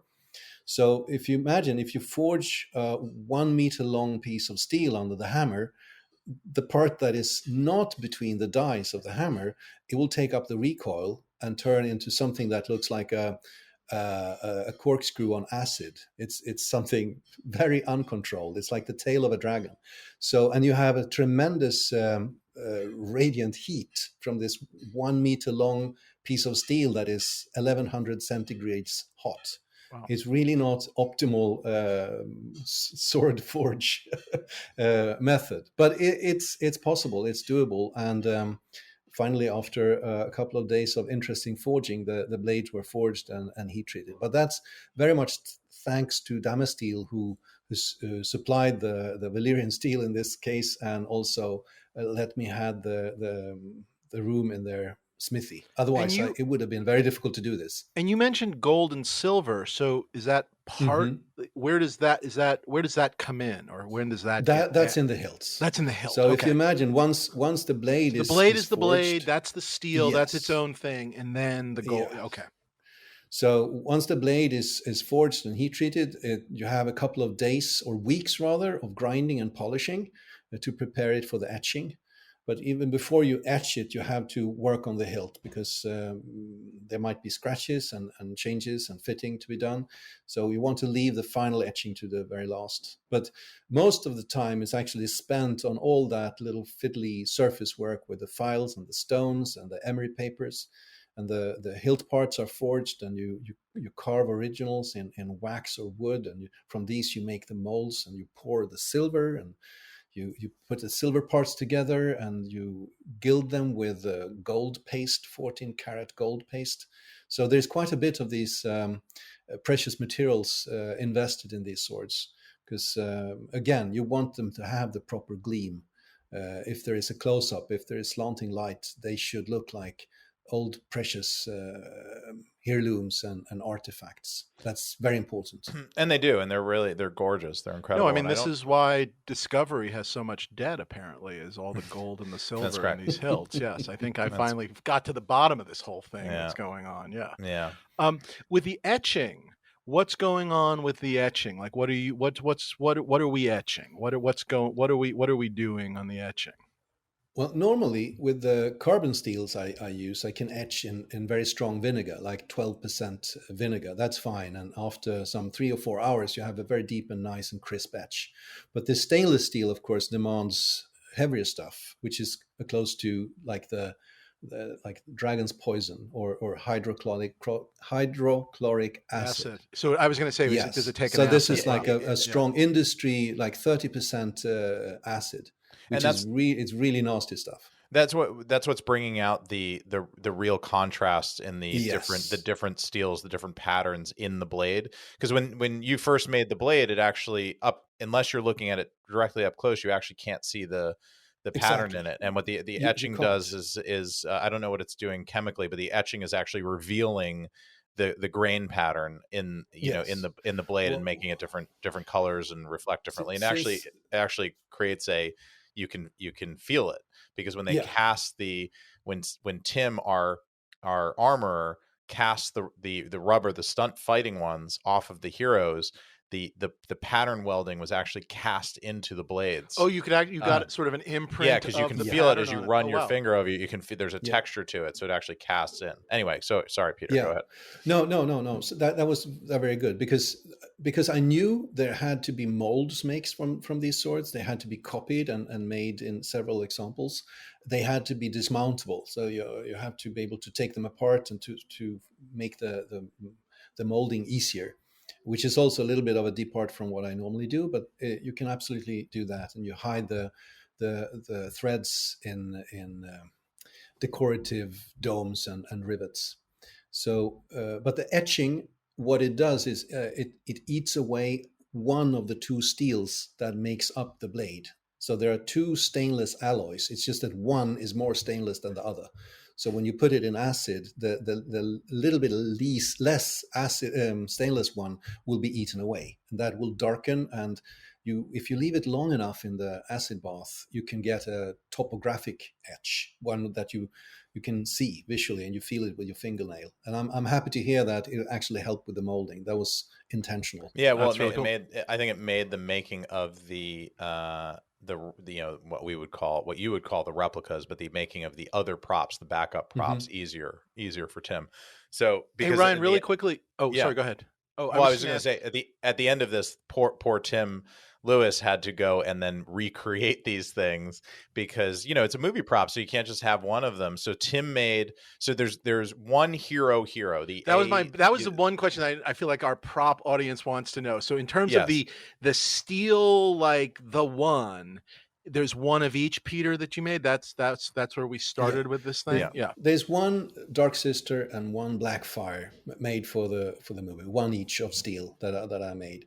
And the rest is Tim's magic. He did incredible work on these stunt swords. It's of really course, it's I'm amazing. glued to the screen when every new show is aired, and of course I'm damaged forever. So I look at the swords, of course. So and I notice when there's a close up of Tim's prop swords, and I must say, my hat is off, and I owe him a pint, because his work is just incredible. The work he did with the stunt swords, I think you have to be a swordsmith, perhaps the swordsmith who made the originals, to see the difference. It's fantastic work.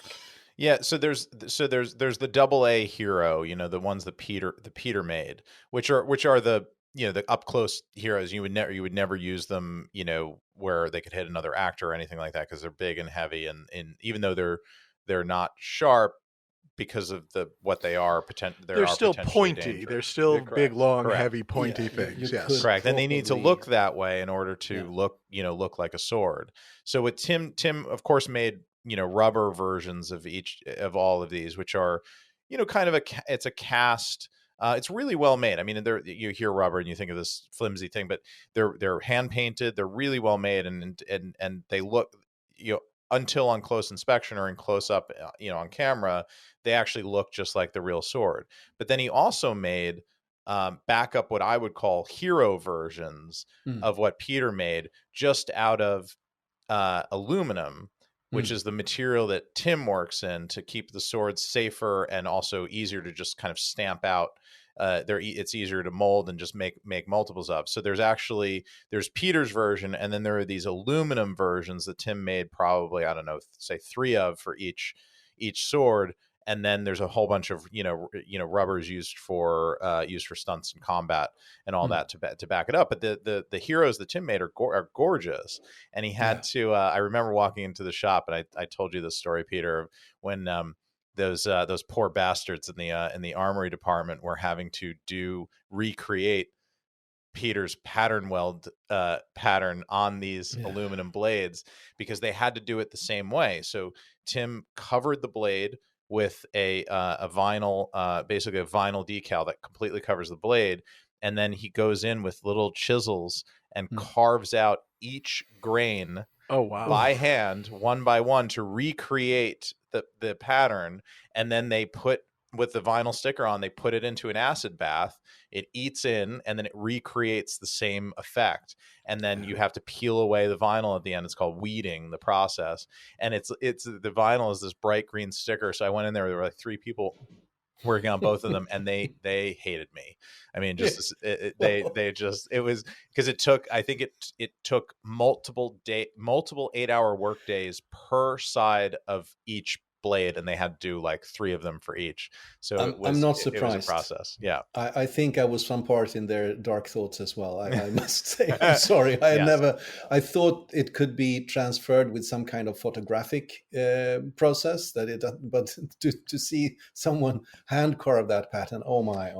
He's an obsessive, so he wanted to do it right. And I also, to be clear, I blamed you. So when they good. Came at me with their hate, but I said this is a Swedish man's fault, and I had nothing to do with it. Yeah. No, send that hate my way. That's okay. I've got 2 questions. The first one is about the hero swords.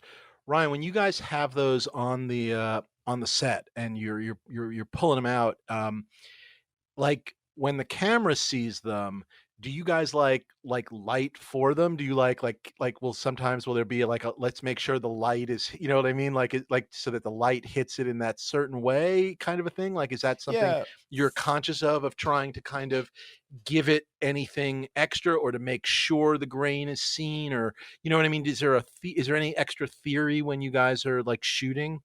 Thankfully, most of the details that Peter made really do read. I mean, the just pattern pop out really on their own. reads on screen, particularly once you're close enough. I mean, you have to be close enough, but the pattern really reads, because there's enough deep contrast in it, and the steel is real.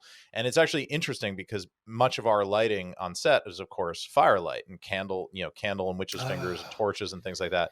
And it looks fantastic in firelight. And right, just because the way it flickers, right? Yeah, exactly. And it kind of pool of water kind of thing. Yeah. The only thing that I don't know that reads is the gilding that you see on it. So if you hold, and we'll again post pictures on the feed now, these swords are out there, we can share more detailed images of them. There is a gold, a gilding on the hilt furniture on both of these swords. It's gorgeous and beautiful. And while it adds texture that you can definitely read on screen, because you can see that it's not just a plain thing, you can see that there's layers and details going on. I don't think you can actually read the gold, but again, wonderful to see it there, and it's all there and there to be unpacked by fans and in making of books and all those things to come.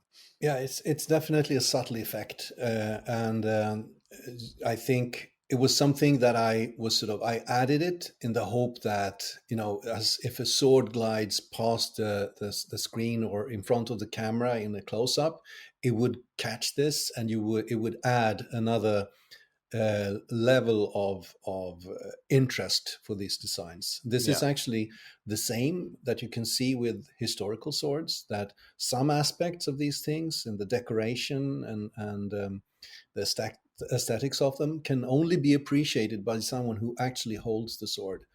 They look like one thing from afar and something else when you hold it in their hands, and that's part of the historical role of the sword. You can read it across the hall of where the throne is, but if you come close, if you meet this person with a friendly or unfriendly manner, you will see other details in the sword. And the silver is extensive. It's stippled all over. It's worked over with a little pneumatic hammer with like a needle point. So to create a surface with a lot of little dimples and raised ridges. And it makes it feel not machined, right? It makes it feel handmade. Yes. Yeah. It's to further sort of express the handmade feel, but also impart a sense of age in them. So they're a little bit like antiqued, since they're already old by the time of the show. They shouldn't look like bright and shiny new, but rather reflecting through various facets and little surface imperfections that can catch the light. So, God, they're wonderful. Wow. And really, I mean, after those were delivered, I was like, well, if the show's any good, that's fine too. But at least the swords. That actually brings awesome. up my last question, if I may, Peter. How and you can answer, please, truthfully. How annoying is it to work with a showrunner that is so into swords, or is it a good thing? I guess that's really the question. Because like I'm assuming on another show you're like, here's the swords, and they're like, great, goodbye, whatever. But I'm guessing you saw more of Ryan than you perhaps expected to. Can we agree with that? Yeah. No, I think it's on my part, it's absolutely necessary. For one thing, it's a rare thing for a swordsmith to have the honor to make swords for a show like this, because not many shows like this are made, and normally there's a prop department who do most of these things. So I think it's a rare thing that someone has the vision and courage to actually employ a swordsmith to do these things. So I was overjoyed, of course, to have the honor and responsibility. But again, you can be honest here with our audience. Was there a moment where you were just like, "Hey, Ryan, which one of us is the sword master here? Come on, man. I mean, hey, back off." It. Yeah, back off. Well, I wish I had a nice sort of reply on that to give a nice point to it, but.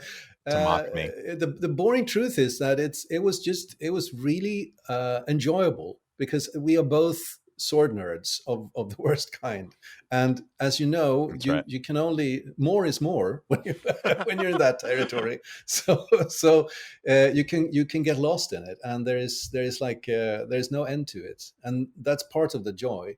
So. A project like this is of course like a test for your professionality, but it's also an opportunity to make a dream come true. Like, okay, now I can make a sword that belongs in a story about magic and dragons. Wow, okay, I have this once in a lifetime chance to make swords with the trust of the writer of this story, of the script writer, to manifest these ideas in physical shape and have them handed to actors who portray these fantastic people, and these swords become a little facet, a small part of the telling of this story. It's a fantastic opportunity to make something with the craft of sword making and put it into view where it will reach much wider audience. It was a fantastic opportunity. And look, they are, and Peter, your work is, I mean, I'd be completely vindicated in my hiring of you, because the work is just incredible. And I really do think that you created two, I hate the word, but we're gonna say it, iconic weapons that ultimately will stand up. Those silhouettes will stand up with, to me, the great famous swords of movie and television history. In once the series has its time to bake into its place in the order of sword shows and movies, I'll have those swords stand up against Lord of the Rings and Conan and all those. I mean, I think you really knocked it out of the park. Well, so thank you for that. When did real quick, if you don't mind, guys, when did George get to see them? Am I allowed to ask that? When did George get to first see them? He's never been to set. He's never seen them in person. Oh gosh, but I of course sent him photos, and I mean, he was beside himself, just absolutely, just love them. And I think he's always a guy that has a visual in his mind, but I think these are.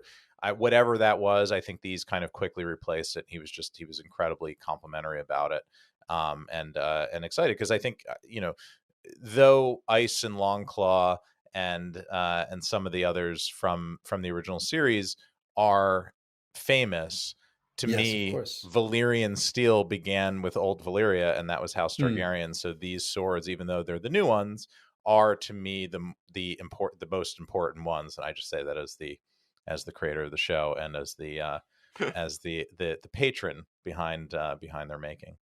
But thank you, Peter. Thank you for all your amazing work, and thank you for coming fantastic. On the show. And thank you for being and thank you for being kind about how annoyed you are at Ryan. I think you really soft pedaled and you sold it well. I mean, very well. You are a master of Swedish swords, after all. master of swords, and a master of tact. I think is really what we. I got him learned. good and drunk before this podcast, Dave. So he was very pliable. That always works. So Peter, we play a game at the end of every podcast where we essentially call out a movie and then we say what prop would you want from that movie, and we talk about what how and why. I think we should play a broader one tonight because you and I, any sword, you can have any sword from any movie sword, any movie or sword, TV. We'll say or TV. You get to keep it, but you get to keep it in your collection on your wall for whatever reason. Although you have to say the reason why. But any sword. What is it? And by the way, you can say any weapon, but I figure sword's better. Yeah, it would be a sword. It would be a sword, of course, and I would have to choose a sword made by my dear friend Peter Lyon, because I really, really like the work he did. The design work together with John Howe and the execution in the hands of Peter Lyon, they are just outstanding in my opinion. And if I had to pick one of those, it's a hard one, but I think I would have to choose one of the swords of the Rohirrim, because I think that's really a beautiful melding of the like a vision of a fantasy with something that is really close to like the migration period Spartas of the post-Roman world. And yet it's so far removed from them that you can't say anything is copied. It's just a beautiful reworking of the same sort of body of lore and fantasy and making it into something that is completely believable. So perhaps even the sword that Aragorn takes from this young boy and says, this is a good sword. I think I would pick that. That's the one. Very because cool. I want that one. This is a good sword. All right. Yes, please. I take that one. Good answer. Good answer. Dave?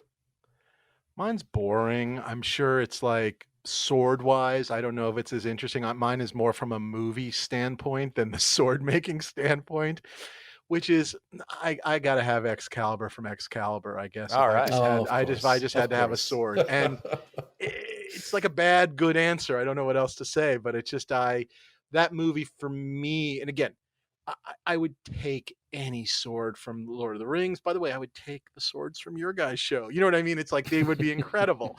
But again, in that thing we always talk about a little bit of the nostalgia part of it. For me, Excalibur and how, I was a kid and all of that kind of stuff. Just Excalibur from Excalibur for those reasons. Yeah. Yeah, it's a good one. Yeah, great pick. Great pick. And you, Ryan? I'm gonna go a bit. You sort of own perhaps the one you would have had anyway in a weird way. I think I do.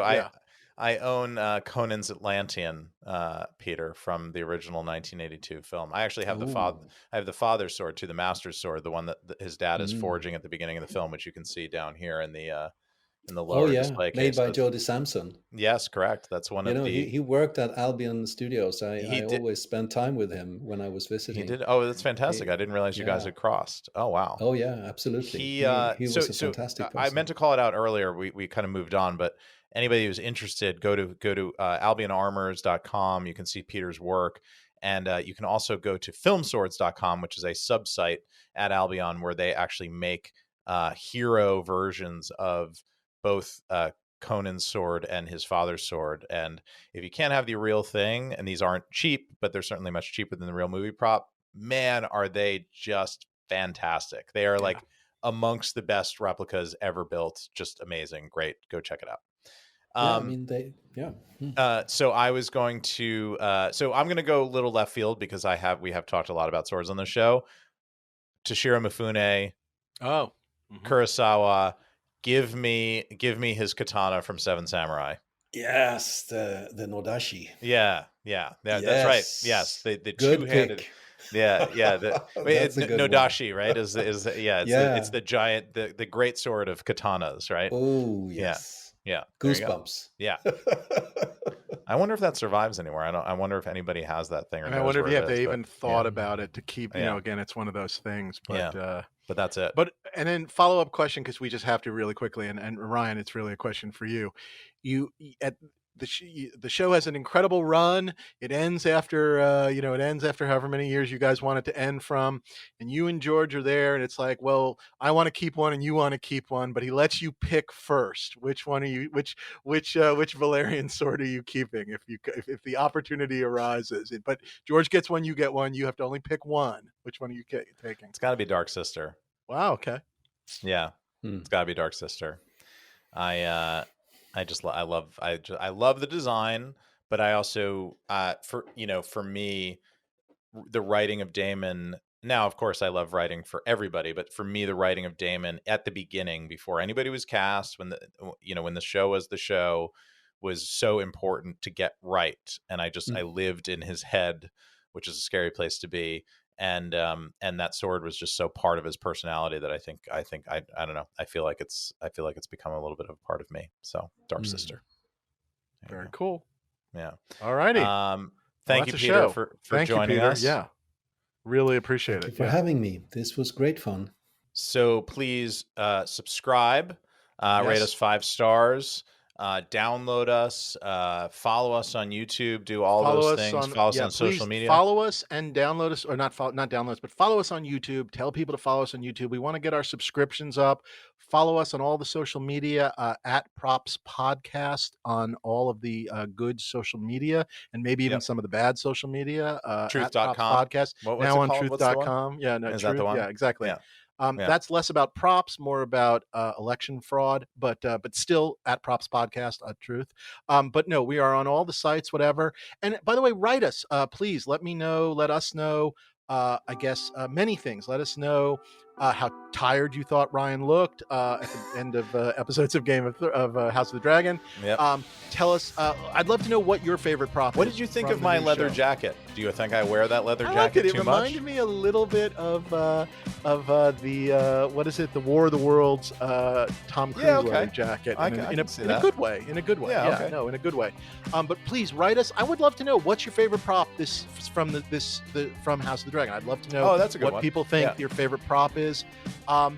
And write us and let us know what you've done with your Manscaped thing. And please remember, you get 20% off at Manscaped when you use our code PropsPodcast, and that's at manscaped.com. And please, that's very, very important. What's our email address, Ryan, that I can never remember? It's dreamsaremadeofpodcast@gmail.com. We're going to be taking a lot more. We're going to do another mailbag episode, I think, this season. So start writing in now, and at some point we'll get to those and answer those. And we've already had some really interesting stuff come through, which we will answer in some future podcasts. But yeah, write us there, and we're really looking forward to a brand new season. I think this is a really healthy outlet for Dave and I. This is really, I think, actually helping my depression. So this is good. Yeah. We'll see you next week.